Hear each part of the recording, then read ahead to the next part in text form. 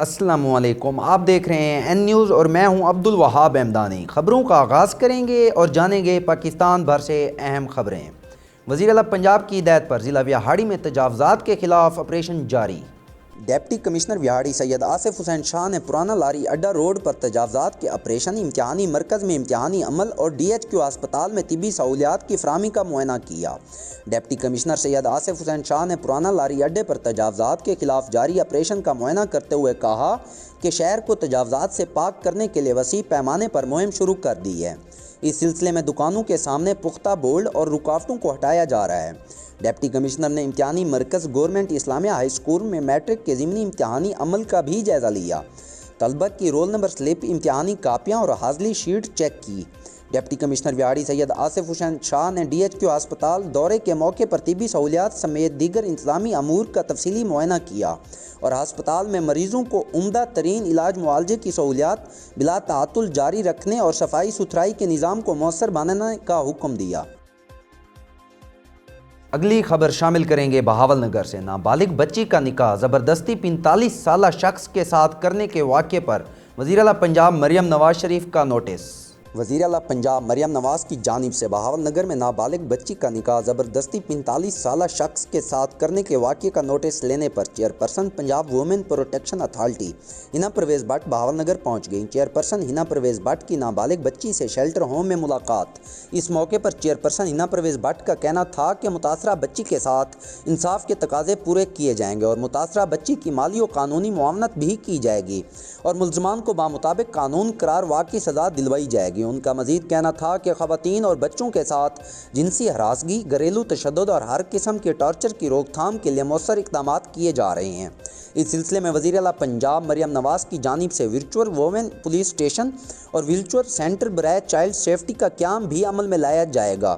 قبل ازیں وقوع ہزا کی اطلاع ملنے پر ڈی پی او بہاول نگر نصیب اللہ خان کے نوٹس پر مقدمے کا اندراج کر کے مرکزی ملزم کو قلیل الوقت گرفتار کر لیا گیا اور پولیس نے بچی کو فوری طور پر بحفاظت شیلٹر ہوم میں داخل کروا دیا۔ اگلی خبر شامل کرتے ہیں اکاڑا سے، جہاں گھر میں قید 2 خواتین کو پنجاب پولیس نے بازیاب کروا لیا۔ پولیس نے گھر میں قید 2 خواتین کو بحفاظت بازیاب کروا لیا۔ اطلاع موصول ہونے پر پولیس نے بروقت کارروائی کرتے ہوئے ملزمان کو گرفتار کر لیا۔ ذہنی طور پر معذور ہونے کی وجہ سے بھائی اور بھتیجے نے گھر میں قید کر رکھا تھا۔ خواتین کو غیر انسانی ماحول میں قید کیا گیا۔ ضلعی انتظامیہ کی مدد سے خواتین کی بحالی اور دیگر انتظامات کیے جا رہے ہیں۔ ڈی پی او محمد راشد نے ہدایت جاری کی کہ انسانی حقوق کی پاسداری کو ہر حال میں یقینی بنایا جائے گا۔ ماؤں، بہنوں اور بیٹیوں کا تحفظ اکاڑا پولیس کی اولین ترجیح ہے۔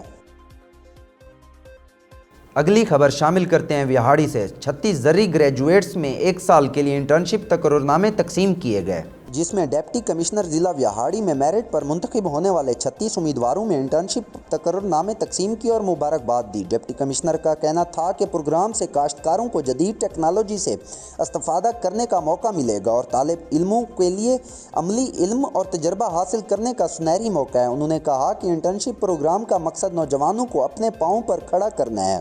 یہ پروگرام نوجوانوں کے لیے مستقبل میں فائدہ مند ثابت ہوگا۔ نوجوان فرائض منصبی کو ذمہ داری سے انجام دیں اور سہولت سے فائدہ اٹھائیں۔ اس موقع پر ڈپٹی کمشنر، ڈائریکٹر زراعت توسیع رانا محمد عارف، دیگر افسران بھی موجود تھے۔ ڈسٹرکٹ پولیس آفیسر اٹک کے تمام سرکلز کے ڈی پی اوز اور ایس ایچ اوز کے ساتھ کرائم میٹنگ کا انعقاد کیا گیا۔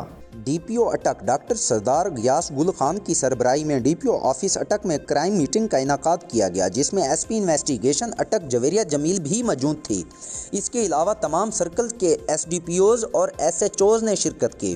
ڈی پی او اٹک نے تمام S D P Os, S H Os سمیت تمام فیلڈ افسران کی کارکردگی کا تفصیلی جائزہ لیا۔ اس موقع پر ڈی پی او اٹک کا کہنا تھا کہ شہریوں کی جان و مال کا حفاظت اٹک پولیس کی اولین ترجیحات میں شامل ہے۔ امن و امان کو قائم رکھنے اور کرائم پر قابو پانے کے لیے تمام دستیاب وسائل بروئے کار لا کر بہتر حکمت عملی سے گشت کے نظام کو مزید مؤثر بنایا جائے۔